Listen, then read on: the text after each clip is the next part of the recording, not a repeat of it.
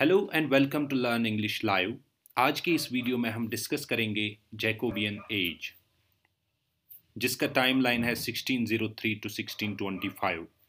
इस वीडियो में हम डिस्कस करेंगे हिस्टोरिकल बैकग्राउंड जैकोबियन एज का, जिसमें बहुत ही एक इम्पॉर्टेंट इवेंट होता है gunpowder plot, and then we will discuss metaphysical poetry and some important writers and their works.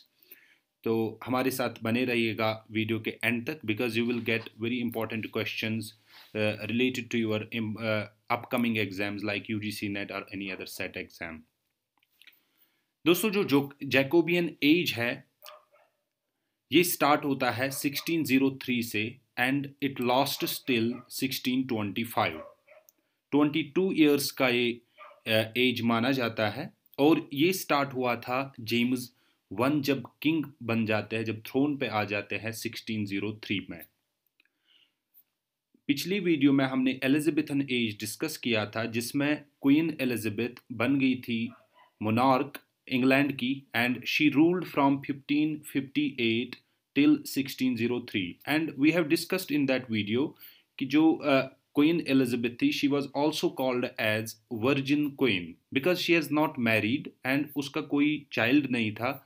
That's why यहाँ पे जो जेम्स वन है ये स्कॉटलैंड के किंग होते हैं, वहाँ पे इनको जेम्स सिक्स के नाम से जाना जाता था। अभी तक इंग्लैंड में जेम्स नाम का कोई किंग नहीं था, और जेम्स सिक्स जो इंग्लैंड के थे ये एक डिस्टेंट रिलेटिव थे क्वीन एलिजाबेथ के। तो इनको यहाँ पे बुलाया गया, या ये यहाँ पे मोनार्क बनते हैं इंग्लैंड के, और यहाँ पे कोई जेम्स नाम का था नहीं, तो James six of Scotland becomes James first of England. तो साइमल्टेनियसली ये स्कॉटलैंड पे भी रूल करते थे, वहाँ इनको जेम्स सिक्स के नाम से जाना जाता था, और यहाँ पे इंग्लैंड में इनको जेम्स वन के नाम से जाना जाता था। तो दोस्तों, इस एज को जैकोबियन एज नाम क्यों पड़ा?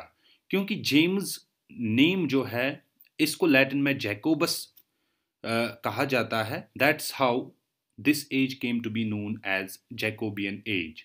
और इसमें कुछ इंपॉर्टेंट पोइट्स है या कुछ राइटर्स है। पोइट्स में जॉन डन ब्रेटन है, then we have prose writers like Francis Bacon and Robert Burton. We have dramatists like Shakespeare, जो अभी तक एलिजाबेथन एज में भी लिखते थे, लेकिन यहाँ पे इनका जो बड़ा फ्रूटफुल पीरियड था वो इस एज में था, जैकोबियन एज में भी। शेक्सपियर ने बड़े ड्रामाज इसमें लिखे, बेन जॉनसन लिख रहे थे। Then we have Beaumont and Fletcher, we have John Webster and we have Turner. So dear friends, historical background जानते हैं जैकोबियन एज का। जैसे कि मैंने बताया, जेम्स सिक्स स्कॉटलैंड के जो है वो एज जेम्स वन बन जाते हैं king of England after the death of Queen Elizabeth in 1603। और जो जेम्स वन थे ये प्रोटेस्टेंट थे, इन्होंने एक कैथोलिक क्वीन के साथ शादी की। तो यहाँ पे पहले ही हमने पिछले वीडियोस में भी डिस्कस किया कि कैसे यहाँ पे जो रिलीजन के बेस पे लड़ाइयाँ होती थी क्रिश्चियंस में। There was always battle between Protestants and Catholics. Catholic वो होते हैं जहाँ पे पोप की सुप्रीमेसी होती है, और प्रोटेस्टेंट्स अक्सर इनके खिलाफ आवाज़ उठाते थे। तो यहाँ पे ये प्रोटेस्टेंट थे जेम्स वन, और इन्होंने कैथोलिक क्वीन से जब शादी की तो यहाँ पे बहुत ज़्यादा लड़ाई होती है, और यहाँ पे पॉलिटिकल प्रॉब्लम्स होती है, जिसमें कुछ प्लॉट्स होते हैं जेम्स वन को मारने के लिए। और इसी में एक गन पाउडर प्लॉट होता है जो अक्सर एग्जाम्स में पूछा जाता है। ये क्या, इन 1605 व्हाट हैपन्स, रोमन कैथोलिक्स एक ग्रुप होता है जो साजिश करता है किंग जेम्स वन को उड़ाने के लिए। यानी वहाँ पे पार्लियामेंट एक बिल्डिंग होती है, वहाँ पे किंग जेम्स भी थे, और ये वहाँ पे छुपे, और उन्होंने एक साजिश रची कि हम इसको आग लगा देंगे। उसमें जो मेन कॉन्स्पिरेटर थे वो थे गाय फॉक्स। एंड ये गाय फॉक्स जो था, ये बाकी 8 बंदों के साथ इनको फिर एग्जीक्यूट किया गया, इनको फांसी दी गई।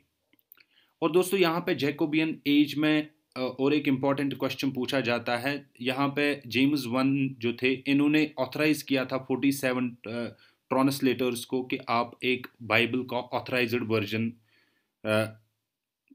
लाइए, जिसको फिर लेटर ऑन कहा जाता है किंग जेम्स बाइबल भी। एंड इन 1611 एक पब्लिश होती है authorised version of Bible which is also called as King James Bible. और पोइट्री जो यहाँ पे थी वो थी मेटाफिजिकल पोइट्री। मेटाफिजिकल पोइट्स वो है, ये actually group of 17th century poets थे जो जो जिनको कॉमन कैरेक्टरिस्टिक्स थे like inventiveness, intellectual complexity, wit इनकी पोइट्री में देखा जाता था।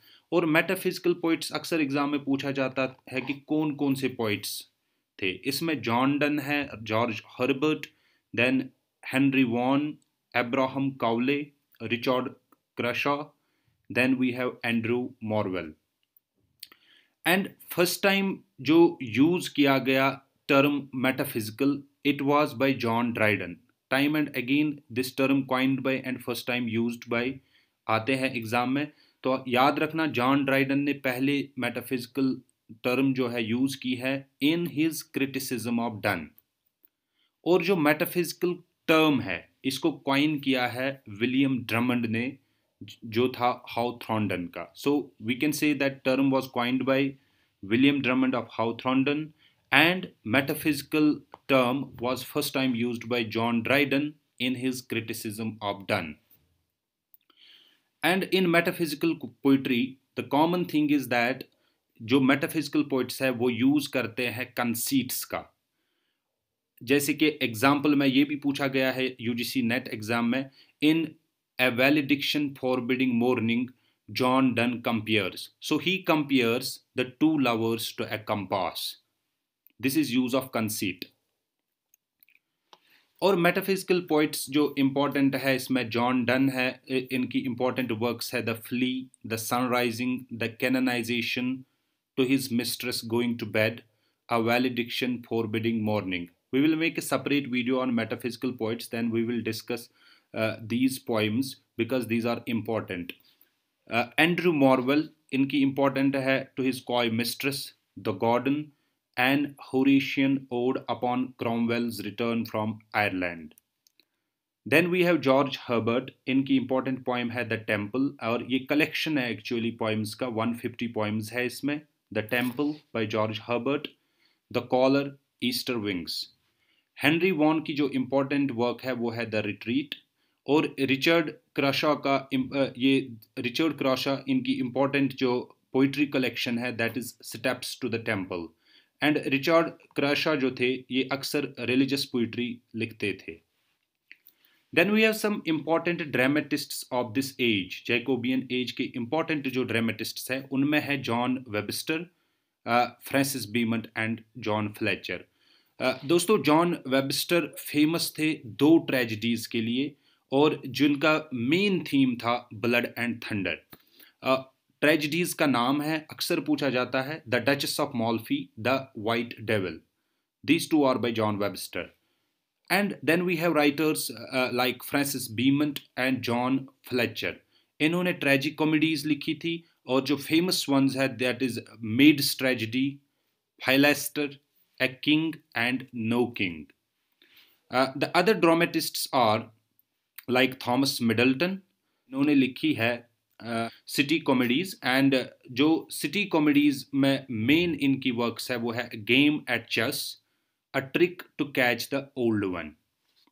Then we have Fletcher and Philip Massinger, इन्होंने सोशल कॉमेडीज लिखी and the famous ones are A New Way to Pay the Old Debts and A Trick to Catch the Old।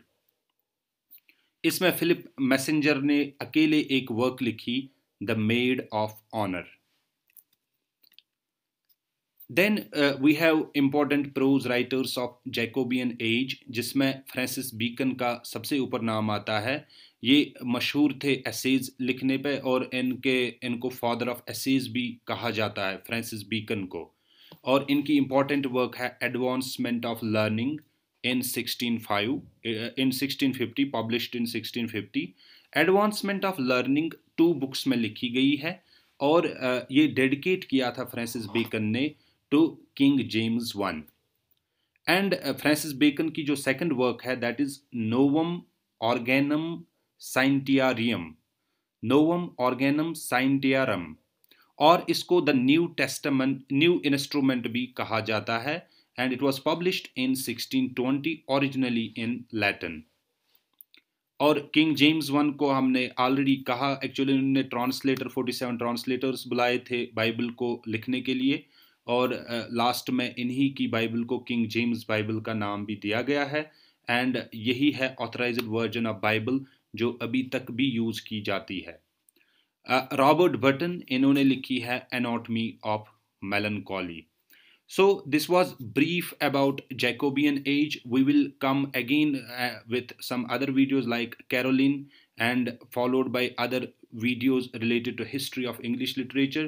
जिन्होंने अभी तक हमारी चैनल सब्सक्राइब नहीं की है, please do subscribe so that you won't miss any update.